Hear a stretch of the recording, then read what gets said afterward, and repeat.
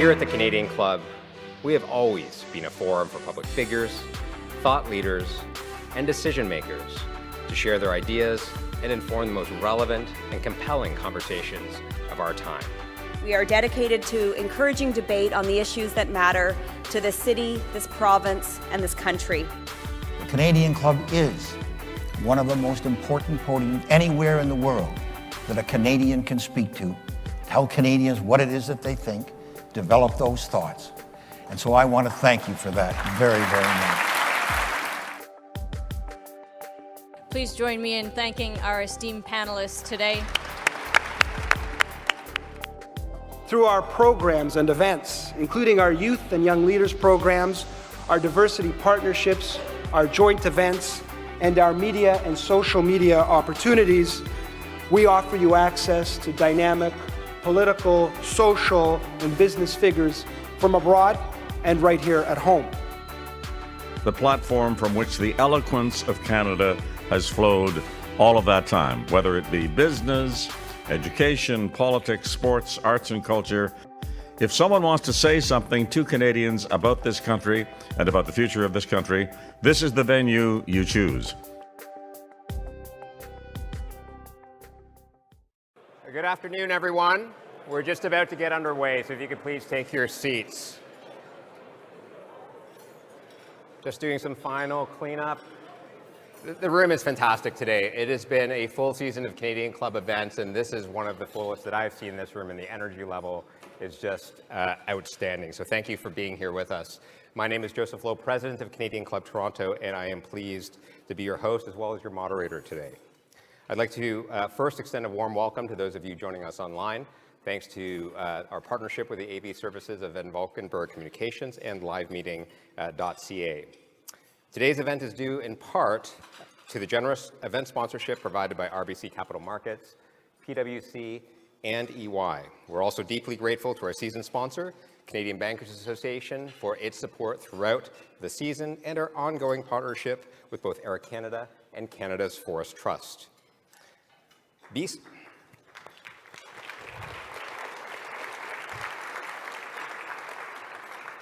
BCE and Bell Canada's leadership role in our economy is truly undisputed. Its president and CEO has been vocal that bold investments in small and rural communities will help fuel our economic prosperity as well as our competitiveness as a country.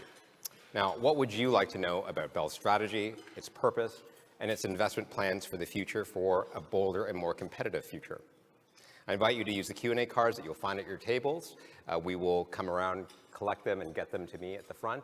And if you are joining us online, hit the Submit a Question button, as always, on the right-hand side of your screen, and we'll get your questions that way as well.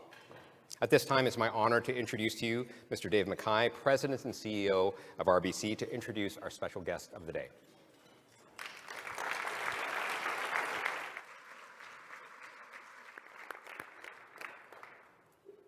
Well, good afternoon.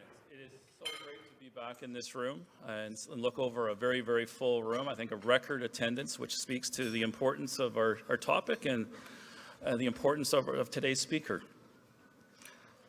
This forum, when you talk about the Canada Club and getting together, is a place to share ideas, to hear senior leaders talk through what we need to do as a society, and I just can't reinforce how important it is to inspire and to come together. So thank you so much for being here today and hearing this important message. We certainly believe that at RBC and Capital Markets, we're in the business of making ideas happen, and we're very, very proud to support today's event. I've often said, and I know Mirko feels this way too, a company is only as strong as the strength of its clients and communities that we serve. And this is core to our business and our culture at RBC, and we strive to make progress towards a more inclusive, sustainable, and progressive future. So today we're going to hear from a leader that understands the big economic and societal challenges in front of our country today. And more importantly, is bringing forward ideas and solutions to address them. He's someone who shares my view that business leaders across every sector of our economy cannot act independently and expect to make progress on some of the fundamental challenges we're facing. This includes building more inclusive workplaces, tackling our mental health crisis and growing mental health crisis post-pandemic, and helping make the transition, critical transition, to a low-carbon economy. At a time when disparity and divisions in our society are deepening, our keynote speaker believes that we need to bring together businesses, governments, and individuals across not only geographies, but multiple generations. And this is exactly what Mirko Bibic is trying to make happen every day in our communities across the country. Mirko became President and Chief Executive Officer of BCE and Bell in January 2020, just a few short months before the pandemic disrupted our world. Can you think of a more challenging time to take over one of the toughest jobs, CEO of a very large company? And he'll speak to us today, and what he'll speak to us about is very much shaped by the impact of this global shock and the way it changed the way many live and work across our country. He'll talk to us about the huge opportunities Canada can seize if we can find ways to better connect our communities, namely the hundreds of smaller ones that have too often been unable to live up to their economic potential. Mirko believes Canada needs to think bigger and turn our great ideas into growth and innovation that can scale beyond our borders. Business leaders, entrepreneurs, and next-generation innovators across this great country should have the ambition to be the best in the world at what they do, and they shouldn't have to be based in a major city center to pursue those aspirations. I believe inclusive economic opportunity is achievable, even in a country of our size. But as Mirko says, we'll need private and public sectors working together to build those digital bridges and connection and opportunity for all Canadians. And as he so accurately puts it, your postal code should not determine your future. So before we invite him to take the stage, I do want to acknowledge that I've had the great privilege to work with Mirko over the past year on the RBC board. And our time together on the board and getting to know him as a leader within our business community, I can say he thinks long-term. He is incredibly dedicated to his team. And his approach to leadership is rooted in such a strong sense of purpose. I can tell you at the board, he asks the tough questions, and he gets right to the root of issues very, very quickly. But he does so in a way that acknowledges the challenges that we face in leading in a very complex world. And I think it's never been harder to lead at the government level, the community level, and the business level when we face so many technology challenges, so many geopolitical, ideological challenges. And Mirko handles those all so very, very well. In addition to his work at Bell and RBC, Mirko also serves on the boards of Maple Leaf Sports and Entertainment and the Business Council of Canada.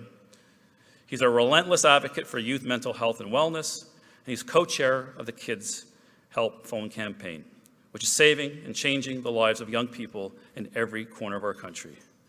It's a real honor to be able to introduce him to the stage, which I know will be insightful, impactful conversation. So without further ado, please welcome Mirko Bibic.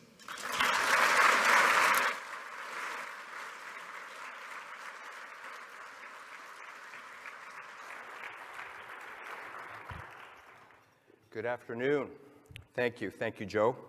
Thank you, Dave, for those warm words and the warm welcome. And I echo Dave's comments on the Canadian Club and the importance of what it does to provide a forum like this so we can all get together and talk about critical issues that affect Canada's success today and in the future.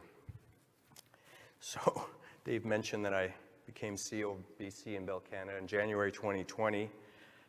It's actually my first business speech of this nature in the city of Toronto. So 3.5 years later, a few things got in the way. I would have wanted to do this earlier, but I think it's long overdue. Hopefully in about 15 minutes you'll agree with me. Time goes by. So Bell Canada, it's a 143-year-old company this year, and we've always delivered for Canadians, but today's different. It really is. Today we operate in a faster-paced industry that provides the latest technologies to consumers and businesses on an unprecedented scale. Today, we've always been drivers of communications, we're drivers of information, we're drivers of entertainment, and we're enablers of innovation as we've never been before. So again, back to the concept of time. In the past 6 weeks, just the past 6 weeks alone, Bell joined forces with Air Canada to help Canadians stay connected on the ground and up in the skies. We're carving a position in cloud-focused technology solutions with the acquisition of FX Innovation. FX is a Montreal-based company that specializes in professional and managed services for cloud and workflow automation solutions. And with this acquisition, what we'll be able to do is assist our business customers, hopefully many of you, in your own journeys to the cloud and your own digital transformation initiatives. And in the past 6 weeks, on the Bell Media side, we reached a new agreement with Warner Brothers Discovery to ensure that the only made-in-Canada streaming service, Crave, continues to deliver the premium HBO and international content that our audiences love. So that's just the past 6 weeks. And meanwhile, as time goes by, each and every day, we continue to deploy pure fiber internet across the GTA and in smaller centers, including Essex Centre, Harrow, Leamington, and Lincoln right here in Southern Ontario. And it's this last point that's particularly important. It's at the crux of what I want to share with you today. And the question's this, and then Dave teed it up. How best can we ensure consumers and businesses in smaller communities benefit from the opportunities provided by broadband networks that are world-class, frankly, best in the world? And when I say that, honestly, I'm really not exaggerating. Because at Bell, building the best networks, driving innovation, and delivering the most compelling content all align with our fundamental corporate purpose, which is advancing how Canadians connect with each other and the world. And there are two fundamental principles at the heart of how we operate today, and Dave, you also teed this up. First, the interests of customers and communities are central to everything we do. And second, while of course it's always important when you're running a business to focus on today and to drive immediate needs, we're also focused on ensuring the long-term sustainable growth, whether for your business or organization, for our business, or for the communities we all serve together. And these principles are inextricably linked, right? Customers and communities first, and investing not only for the short term, for the long term, those are inextricably linked because every investment we made is good for our existing customers, but you also need to make sure that it's good for future generations. And for us, for our business at Bell, it starts with making the best possible networks and solutions available to as many customers as possible, regardless of where those customers are located. And on that, there's a growing recognition of the need to generate more economic growth and more opportunities in communities outside Canada's major urban centers. And I want to add my voice and Bell's voice to this important conversation. In recent years, acknowledgement of place-based disparities has led to the creation of federal and provincial broadband funding programs. Now, the provincial programs, I'd say particularly right here in Ontario, are leveraging private sector investment really well and combining that with public funding to reach underserved regions fast and efficiently. However, according to a report from the Auditor General of Canada, which was released this past March, federal programs really aren't operating as efficiently as we would hope, and frankly, not as efficiently as they should be. And that means that pace, not just place, becomes an issue. And I'm concerned with the shift underway towards more micromanagement of Canada's telecom industry by government and regulators. And this includes suggestions that state-of-the-art networks built with billions in private investment should be available for third-party resale at heavily discounted, non-commercial, and at times even below cost rates, which in the real world, as you all know, makes investment decisions far more difficult than they ought to be, and in some cases, frankly, just impossible to justify. Now, on the surface, I listen to my words, and on the surface, I recognize that some of this sounds like industry inside baseball, but it should be, and it frankly is important to all of us, and the reason's straightforward, because ongoing investment in communications networks is critical to our future, and we need public policies that encourage more investment, not less.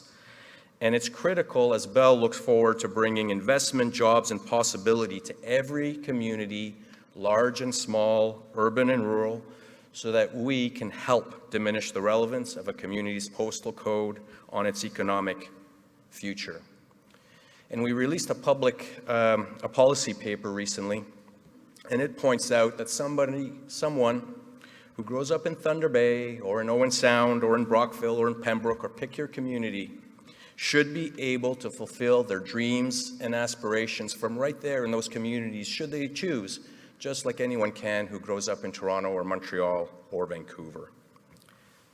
Now, I'm going to share some basic facts that you all know already. I know you all know these, at least intuitively. 9 in 10 Canadians lives within 160 kilometers of our border with the US, and the vast majority of Canadians live and work in our largest metropolitan centers.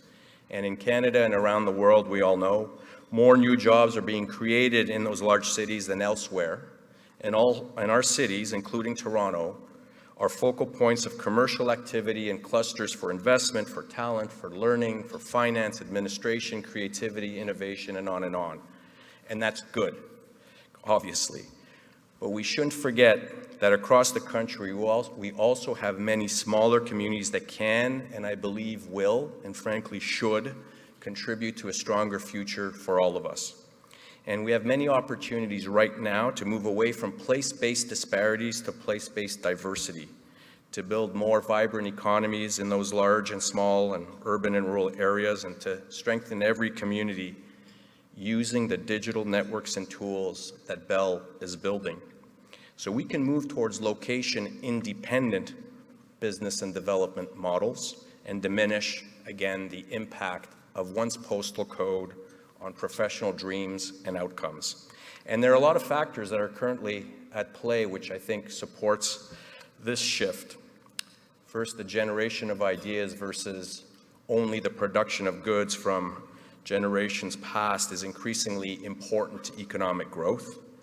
There's the high cost of housing in major urban areas, which now makes living in smaller communities more attractive to many.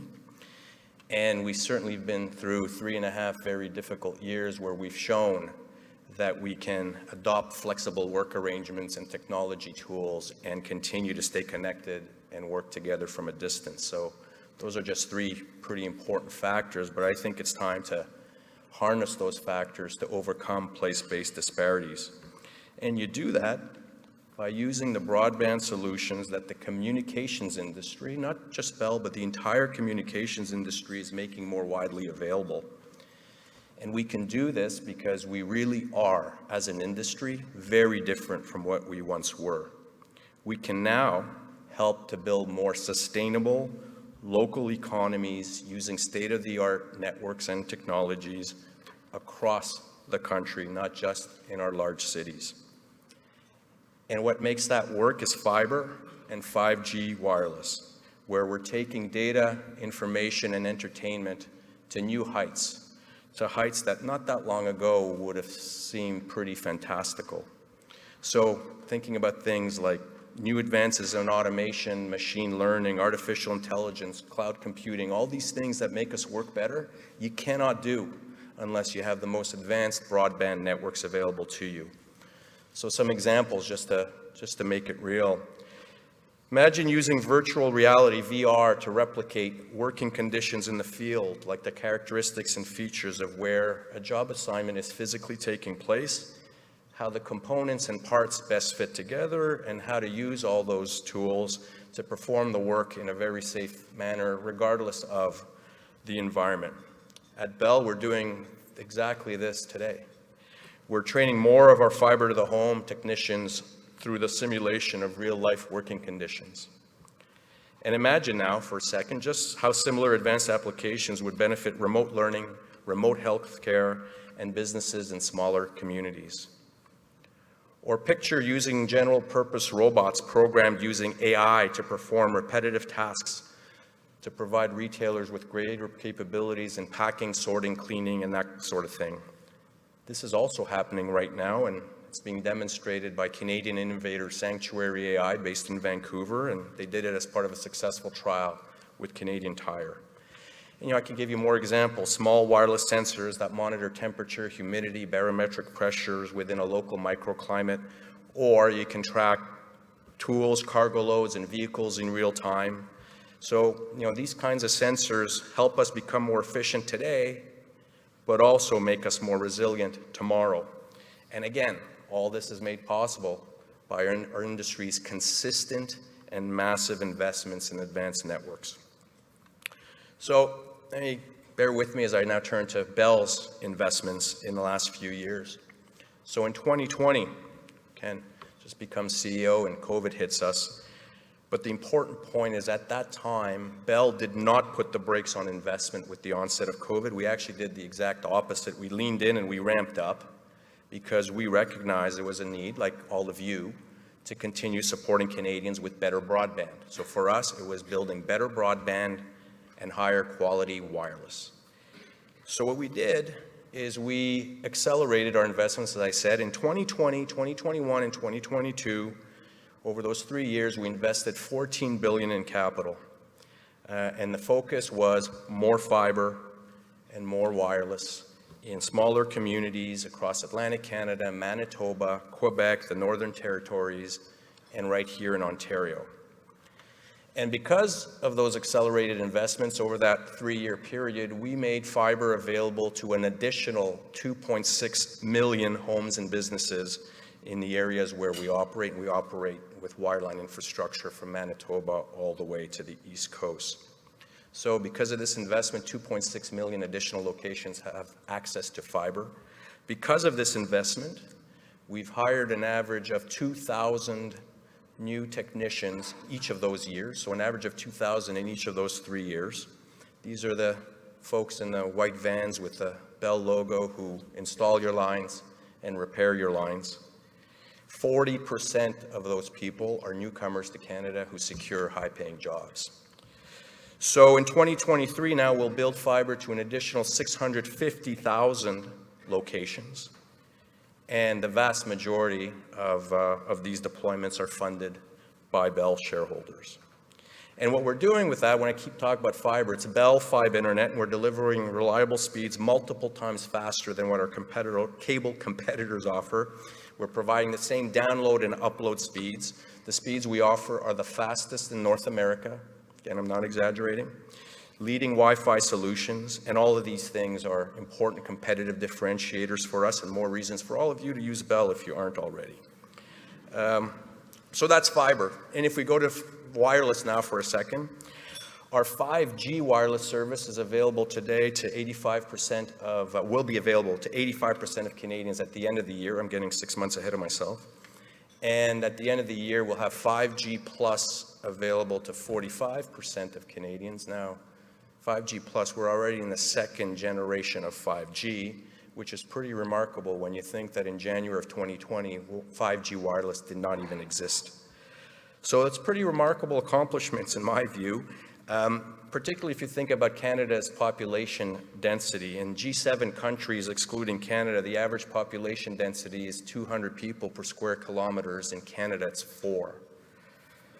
And on top of this, based on the most recent CPI data, while inflation pushed prices for all goods and services up more than 4% overall during the past year, wireless prices went down 8% over the past 2 years and almost 25% since January of 2020. So that's a huge decline. So here we are in Canada. We've got 4 well-capitalized wireless and wireline competitors. All of us are operating on a national or near national basis. So that's more national competitors that we have in Canada, country with the lowest population density. We have more national competitors than the US, Germany, Australia, Finland, South Korea, and if I had more time, I'd give you a longer list. So look, the presence of 4 large, well-capitalized competitors and other regional competitors really is a testament to the tremendous ability of our industry to address the challenges our demographics and geography pose. And this progress goes completely against the prevailing but false narrative. The reality is We've got the most robust communications landscape than most countries. And it's significant progress, really is. But despite having spent the last few minutes, talking about all the progress we've made, I do acknowledge that there's far more to be done. And, we've got to get at it. How do we diminish the impact, again, of where people live and work on their economic future? So how do we change it?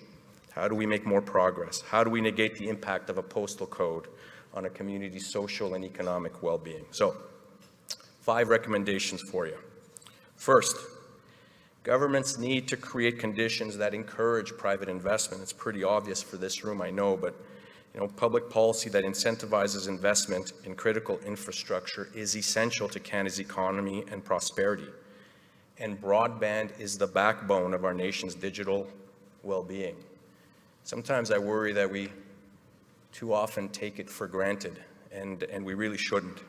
So again, in the 2023 federal budget, there were signs generally that the government recognizes the importance of private sector investment to building critical infrastructure, not just telecom infrastructure, critical infrastructure, in a time frame and at a scale that secures our digital future. Yet, paradoxically, our industry is quite highly regulated, and we appear to be moving rapidly towards even more intervention.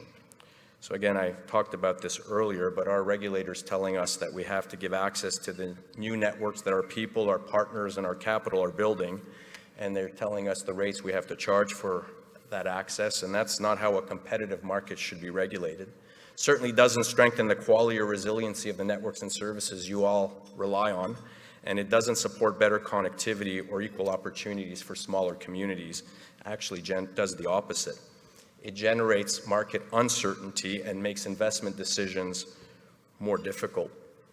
And, I talked about the 2.6 million additional locations earlier. Actually, where we operate, there are 12.5 million locations. So we want to connect all of these locations with fiber. Right now, we're about 7.2 million of those 12.5 locations have access to fiber. There's 4 to 5 million left.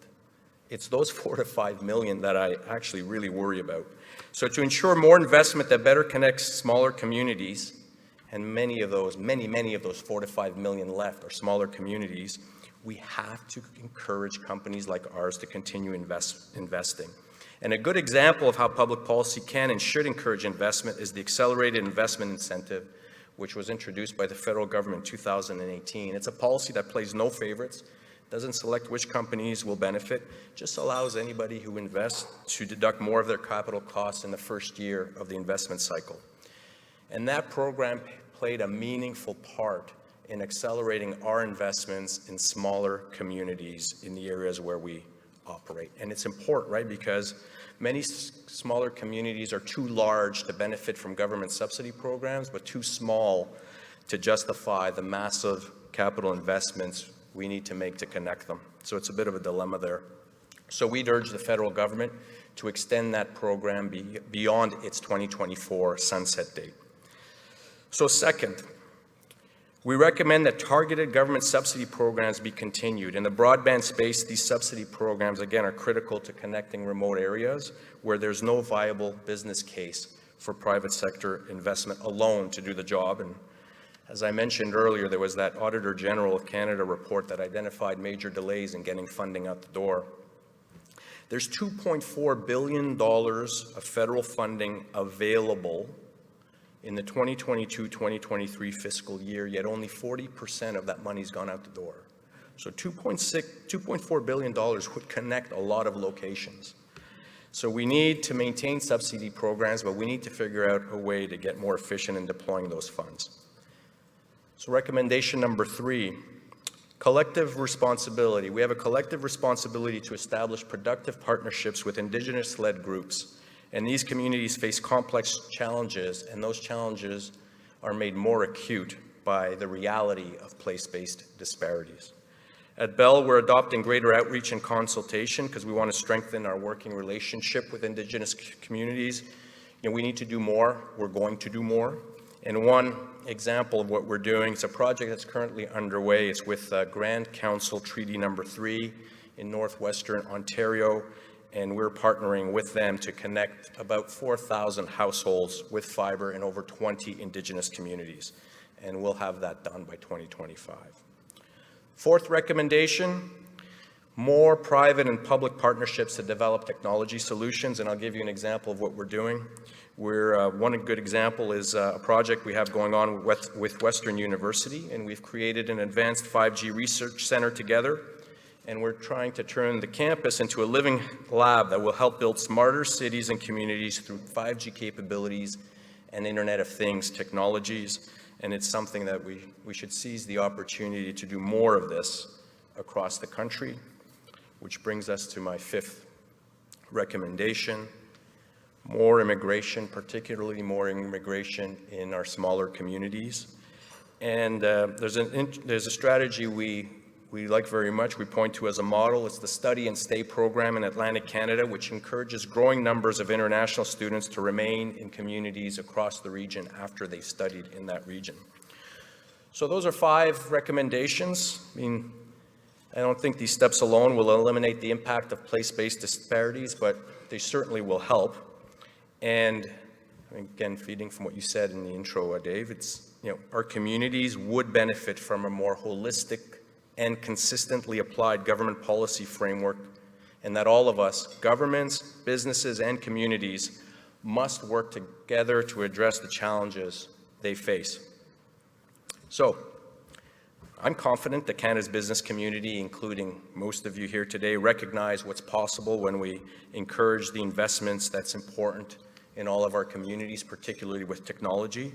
My hope is that Canadian policymakers see the same reality and that they see the same potential as we do. Certainly extremely proud of what the Bell team's accomplishing right here in Ontario and of course across the country. We're replacing the copper wires of yesteryear with future-proof fiber. We're offering more choices and more control to customers, which makes it easier for them to do business with us and actually makes it easier for them to do business with all of you in this room as well. We're helping to make Canada's unique geography less of a factor in determining future prosperity and success. And yes, there's always more work to do, but as we advance how Canadians connect with each other in the world, I'm confident all of us here today share a similar view of the importance of seizing opportunities to grow and expand all of our businesses, our organizations, and the communities we all live and work in. And these are communities across the country, large and small. Thank you for taking the time and for your patience. Merci.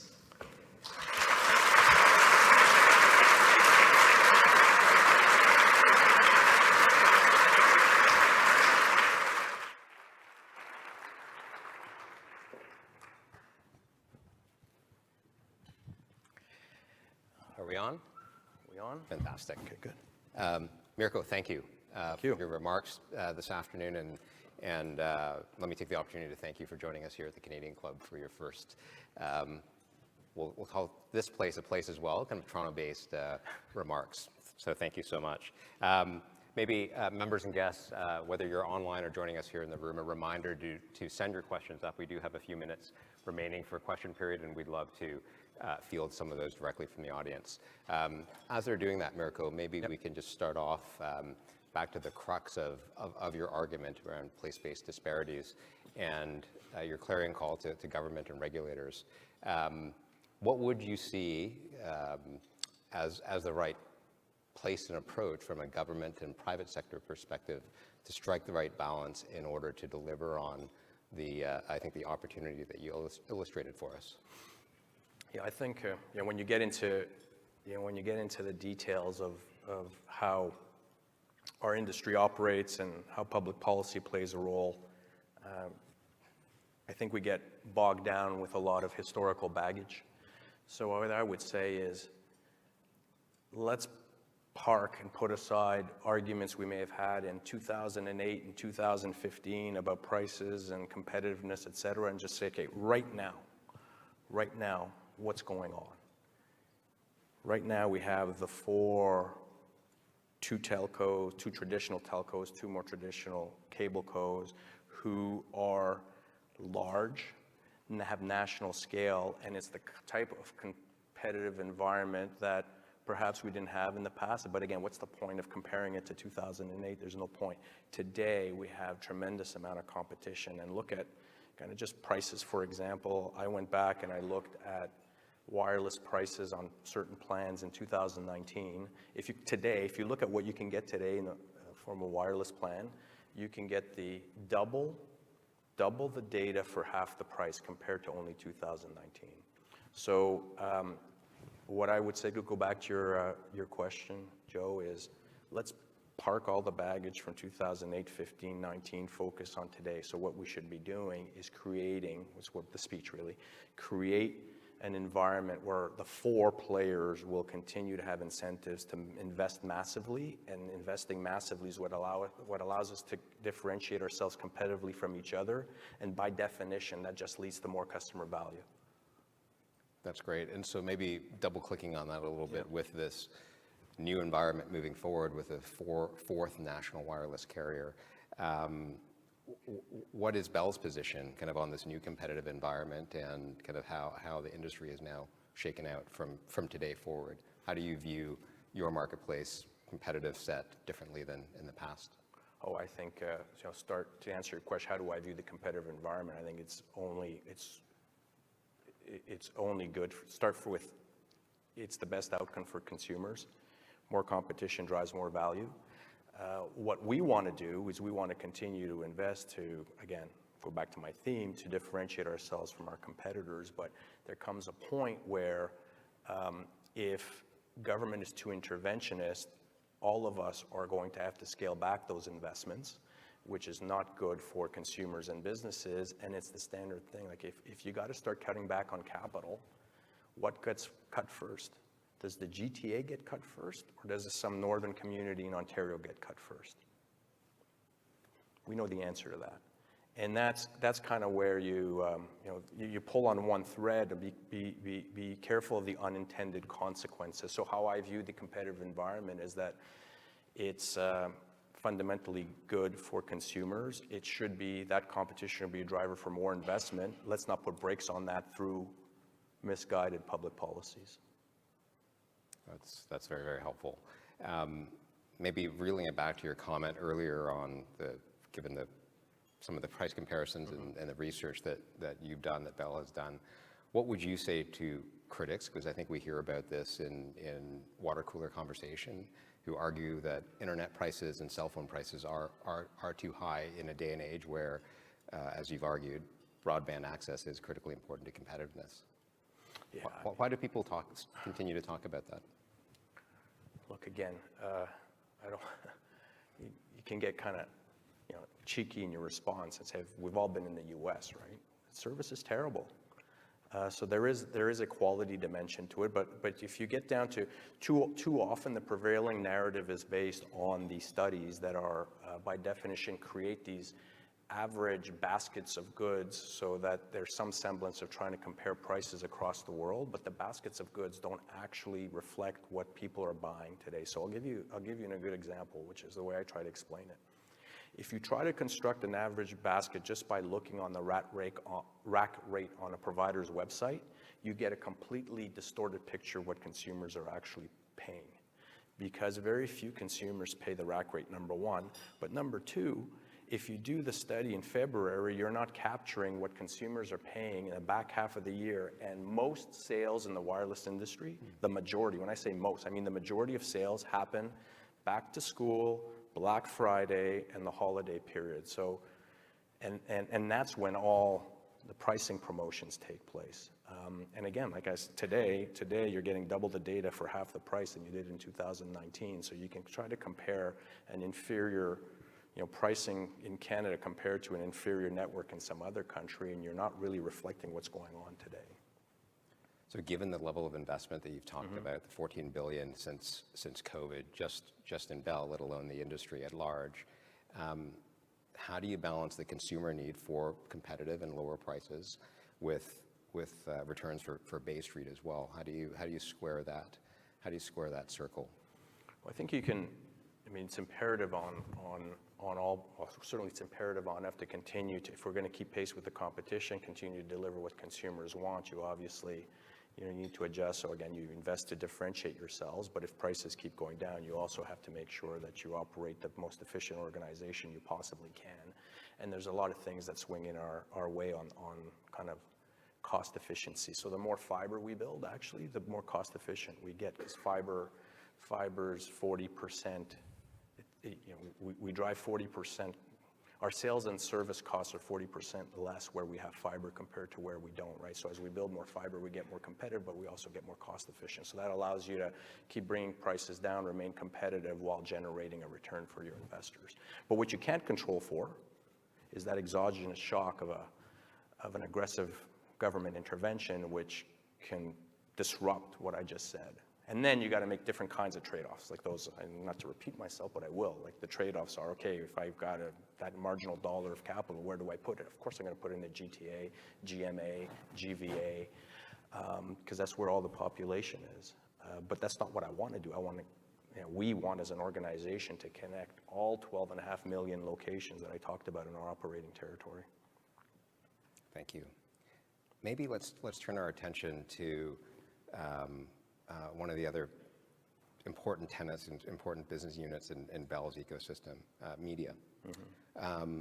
Can you discuss government's role in that industry, and how is your perspective any different? Well, depends. So the issue on the media industry is, the media industry globally is undergoing some pretty important shocks right now, right? The shift in technology has fundamentally disrupted legacy media companies, so we all have to adjust to that, including ourselves, but that's on us to do. We're now this should be a time-limited thing, but we're in the middle of an advertising recession, which just kind of compounds the issue. But back to kind of government's role, all we ask for is a level playing field, so same rules for all. So when you have global streaming giants who are in this country, and just to put it in context for you, there's about $17 billion spent in Canada each and every year on advertising. About $12 billion of that $17 billion is digital advertising, and 95% market share with Google, Facebook, and a couple of the other larger global players.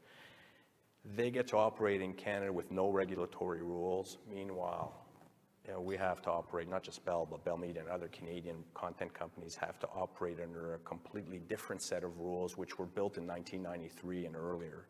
And so what we would ask from government is, okay, either if I want to be consistent with what I've spent 45 minutes talking about, which is less government intervention, fine, then remove the intervention on us so we can compete on a level playing field. If it's important for different public policy reasons to have a set of regulatory rules in broadcasting, that's fine too, but then impose those same rules on everyone else. That's very helpful. We had Jordan Bitto from Torstar here a couple of months ago, and he shared a similar perspective. Thank you, audience, for your questions. That's pretty much powered our discussion thus far. I have one final question for you before we close, Mirko, and I think it'll be an audience favorite. Will Bell sign on with Rogers to bring cell service to the TTC?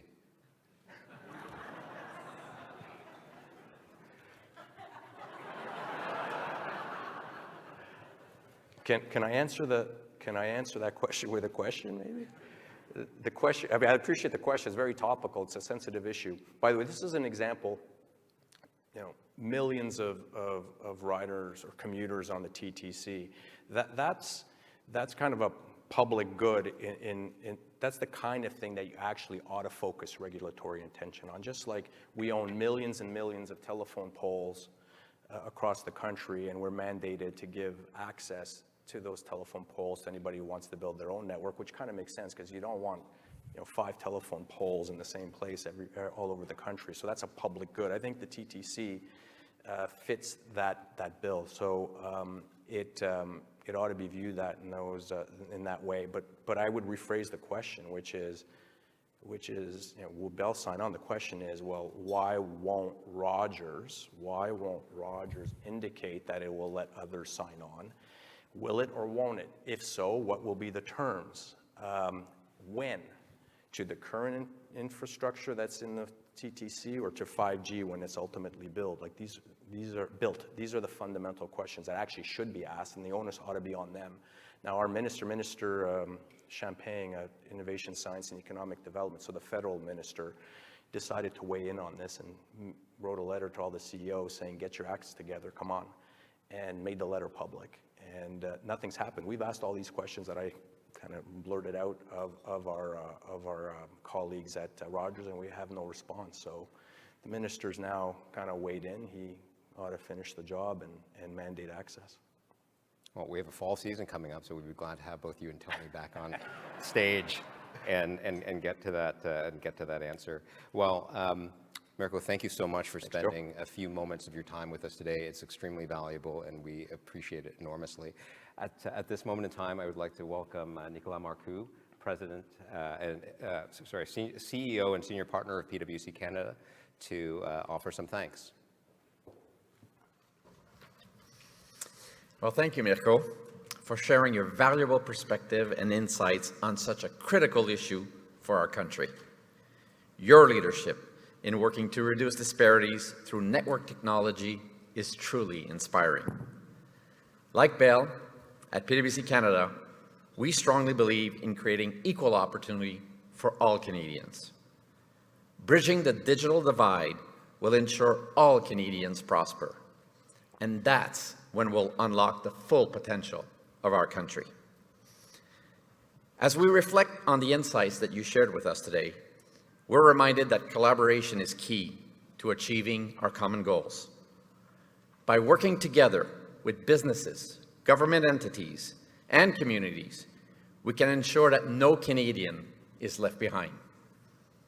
So let's carry forward today's discussion and consider the role we each play in creating a more equitable and prosperous future for all. Merci beaucoup, Mirko, and I think you deserve a standing ovation before I pass it back to Troy.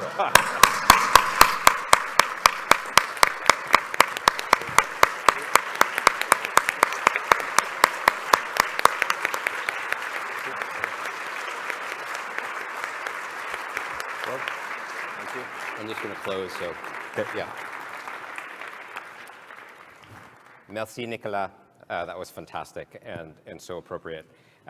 It's so important to have partners like PwC, RBC Capital Markets, and EY to support our mission here at the Canadian Club, and we're incredibly appreciative of your role in bringing a conversation like this to life. Thank you to all. Members and guests, before we conclude, let me briefly share some information about our upcoming events. Next week here at the Canadian Club Toronto, we will be hosting, count them, 4 events and an event tomorrow evening as well. Among them are on Tuesday, June 6th, we welcome the United States Ambassador to Canada, Mr. David Cohen, who will be joining us at this podium. And on June 8th, we have a stellar panel discussion on the future of energy in Canada and how Indigenous communities and leaders will help lead the way. Please visit us at CanadianClub.org, where you'll find out more about these events and others, as well as membership options. Mirko, a final thanks to you and the Bell Canada team for joining us today. It's been fantastic to have you. Members and guests, good luck, have a great afternoon, and look forward to seeing you again very, very soon. Thanks, Joe. Good. Really appreciate it.